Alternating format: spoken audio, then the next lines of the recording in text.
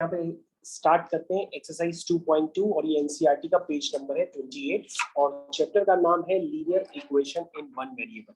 Chapter name is linear equation in one variable. तो मैं chapter का नाम भी डाल देता हूँ, linear equation in one variable. ठीक है बच्चों, ये चैप्टर का नाम हो गया। तो बच्चों ये चैप्टर मैं इसलिए रिकॉर्ड कर रहा हूँ ताकि आप बार बार अगर आपको लीनियर इक्वेशंस टफ लगने लगे तो आप इस लेक्चर को अगर आप बार बार देखेंगे तो आपके वही क्वेश्चंस आपके बार बार रिवाइज हो जाएंगे और यही क्वेश्चंस आपके स्कूल में भी आएंगे।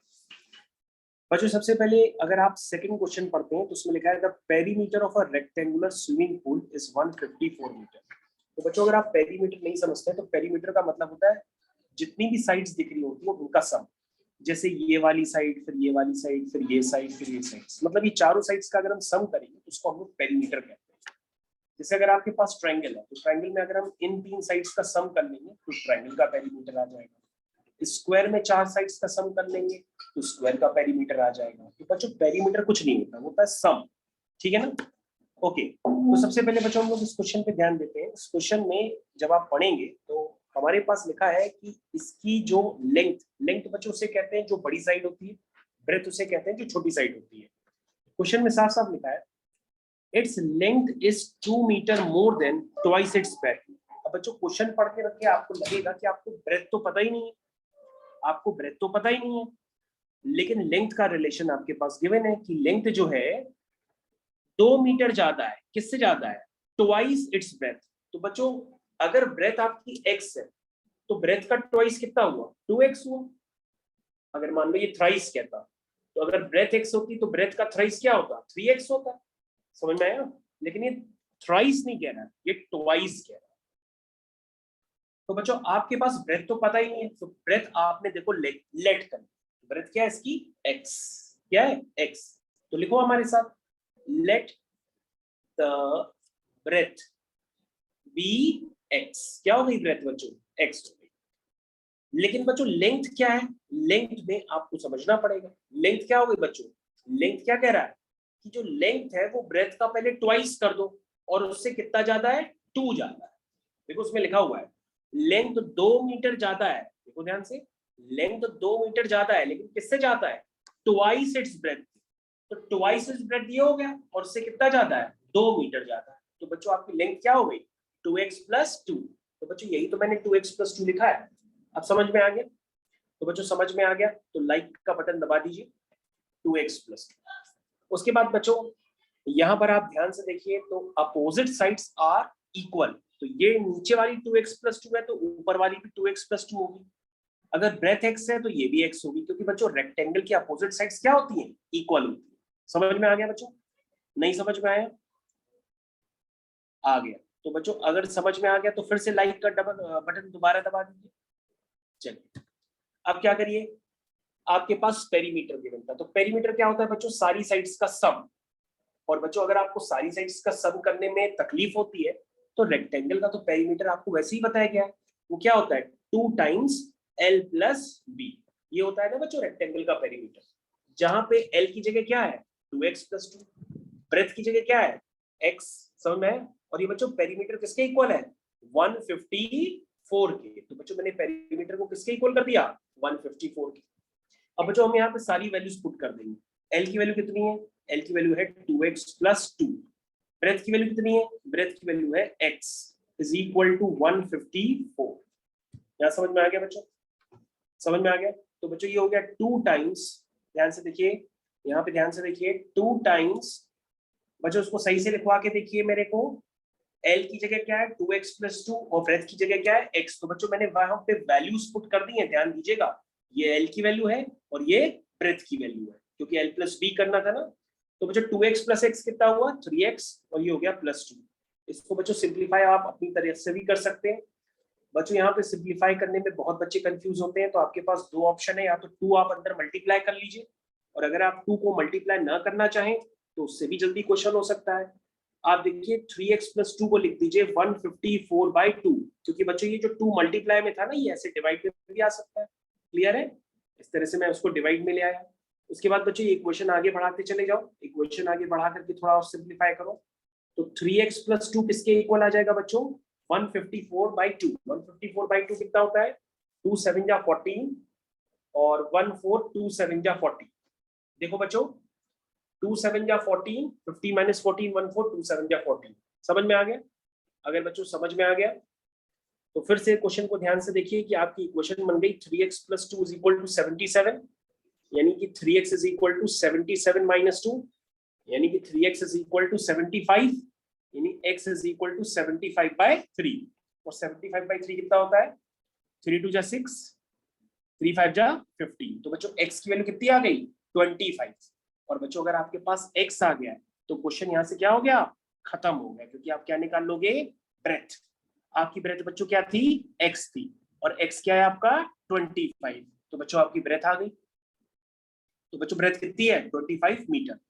लेंथ कितनी है बच्चों? लेंथ है आपकी 2x + 2, यानी कि 2 × 25 + 2।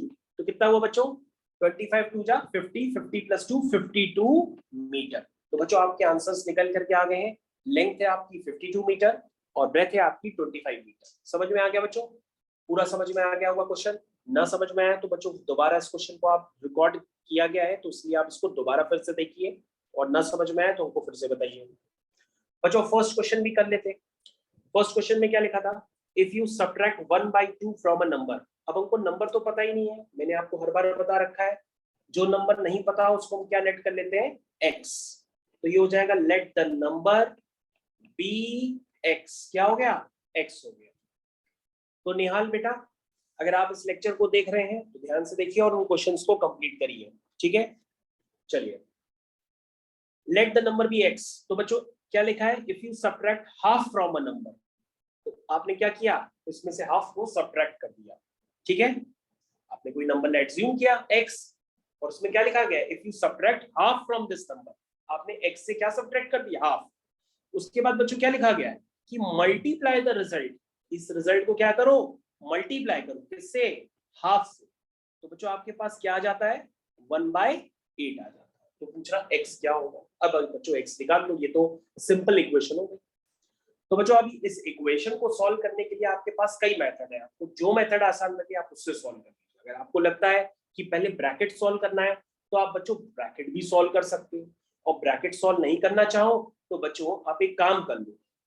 आप ये कंफ्यूज होते हो कि बीच में साइन कौन सा है, तो ये मल्टीप्लाई का साइन होता है। तो बच्चों ये मैंने लिख दिया। तो सबसे पहले हो गया 1/2 × x। समझ में आया? -1/2 × 1/2 = 1/8। क्या समझ में आया? तो बच्चों x × 1 x होता है अपॉन 2, नीचे 1 × 1 और नीचे 2 × 2, तो 1 × 1 2 × 2। समझ में आ गया यहाँ तक? इसका मतलब बच्चों ये हो गया x/2 = 1/8 + 1/4। अब बच्चों ये ना कहना कि एलसीएम लेने नहीं आता है। 4 और 8 का एलसीएम 8 हो गया। 8 1 जा 8, 4 2 जा 8, 2 1 जा 2, यानी कितना आया बच्चों? 3/8। तो बच्चों यहाँ से x/2 कितना आ गया? 3/8 आ गया। अब बच्चों इसको हम क्रॉस मल्टीप्लाई कर लेते हैं, तो 8 × x = 3 × 2 आ जाएगा। यानी बच्चों यहाँ से x कितना आया? x आपका निकल के आया 3 × 2 / 8। समझ में आया? इसको सिंप्लीफाई कर लेते हैं। 2 1 जा 2, 2 4 जा 8। तो बच्चों यहाँ से x की वैल्यू आपके पास निकल के आ गई। x कितना आया? 3/4। तो बच्चों इस तरह से आप क्वेश्चन को सिंप्लीफाई कर सकते हैं। तो बेटा हरनूर समझ में आ गया? गुरनूर को भी समझ में आ गया, और हरनूर ने रिकॉर्डेड लेक्चर मांगा था तो उसके पास भी पहुंच जाएगा ये वाला लेक्चर। चलिए तीसरा। ओके, तो तीसरा क्वेश्चन बच्चों आ गया है, the base of a isosceles triangle. तो सबसे पहले आइसोसेलेस ट्रायंगल बना लेते हैं। ये आइसोसेलेस ट्रायंगल, ये आइसोसेलेस ट्रायंगल बच्चों किसे कहते हैं? जिसकी दो साइड्स क्या होती हैं? इक्वल होती है। ठीक है बच्चों, ये आइसोसेलेस ट्रायंगल आपके सामने बन के तैयार हो गया। The base of a isosceles triangle is 4/3 centimetre. बच्चों ये जो बेस है इसका 4/3 सेंटीमीटर है, और कह रहा है जो इसका पेरीमीटर है वो भी आपके पास गिवन है। क्वेश्चन बच्चों ध्यान से देख लीजिएगा, पेरीमीटर भी आपके पास गिवन है ट्रायंगल का, और बेस भी गिवन है 4/3 सेंटीमीटर। कह रहा है कि अदर साइड्स बताओ। तो बच्चों ये वाली साइड्स अगर x होगी तो ये भी साइड x होगी, क्योंकि आइसोसेलेस ट्रायंगल की दोनों साइड्स इक्वल होती हैं। तो एक x तो दूसरी x। अब बच्चों आपके पास पेरीमीटर गिवन है। पेरीमीटर बच्चों क्या होता है? पेरीमीटर का मतलब होता है तीनों साइड्स का सम, यानी कि AB + AC + BC is equal to किसके इक्वल है बच्चों? 4 होल नंबर 2/15 यानी कितना हो बच्चों 15 4 जा 60 और 60 + 2 62/50। यहाँ बच्चों सारी वैल्यूज पुट कर दीजिए। ये x है, AC भी x है और ये 4/3 = 62/50। सब बच्चे ध्यान से चेक करते रहे। तो x + x हो गया 2x = 62/15 - 4/3। यहाँ तक सभी बच्चों को समझ में आ गया। 15 और 3 का एलसीएम बच्चों 15 हो गया। 15 1 जा 15, 160 जा 62, 3 5 जा 15, 5 4 जा 20। तो बच्चों ये कितना हो गया 62 में से 10 गए, फिर 20 गए। तो एक काम कर लो डायरेक्टली 20 माइनस कर लो, कितना आया बच्चों 2 - 0 2, 6 - 2 4, 42/50। तो बच्चों यहाँ से 2x की वैल्यू आ गई 42/50। तो बच्चों x कितना होगा 2 नीचे उतर आएगा, 2 नीचे कर दे हम। ये देखो 2 बच्चों नीचे आ गया। ये सबको क्लियर होना चाहिए कि ये 2 नीचे की तरफ आ जाता है। ठीक है, इसको सिंप्लीफाई कर लीजिए। 2 1 जा 2, 2 2 जा 4, 2 1 जा 2। Answer is 21/50। इसको और भी सिंप्लीफाई कर सकते हैं बच्चों। 3 5 जा 15, 3 7 जा 21 यानी x इज 7/5। तो बच्चों दोनों इक्वल साइड्स निकल करके आ गई हैं। दोनों इक्वल साइड्स की लेंथ है 7/5 7/5। तो आपका आंसर हो गया both equal sides are equal to 7/5 centimetre. सबको समझ में आ गया। जो फोर्थ क्वेश्चन पे आ गया, the sum of two number is 95 if one exceed the other by 15 find the number. तो बच्चों ये क्वेश्चन 1 वेरिएबल के क्वेश्चन से 2 वेरिएबल के नहीं है। तो सबसे पहले आप ऐसे समझो बच्चों कि मान लो मैं हूं पंकज और मेरा बेटा है दीप। हम दोनों की एज का जो सम है वो 45 है। तो आप क्या कहोगे कि मान लो दीप की एज है x, तो सर की एज होगी 45 - x। ऐसे ही तो करोगे क्योंकि हम दोनों की एज का सम कितना है 45 है। देखो 45 अभी भी आ रहा है ना। तो बच्चों कभी भी इस तरह से अगर आपके पास सम दिया जाए तो आप उसमें से एक लेट कर लिया करो x। जैसे लिखा है सम ऑफ टू नंबर्स 95। तो आपका फर्स्ट नंबर क्या हो गया, आपका फर्स्ट नंबर हो गया x। तो सेकंड नंबर क्या हो गया ऑटोमेटिक बताइए। सेकंड नंबर आपका हो गया 95 - x। क्या है 95 - x। अगर आपको भरोसा ना हो तो आप इनको सम करके चेक कर लीजिए। तो x x कैंसिल हो जाएगा, सिर्फ 95 बचेगा और वही दोनों नंबर्स का सम होगा।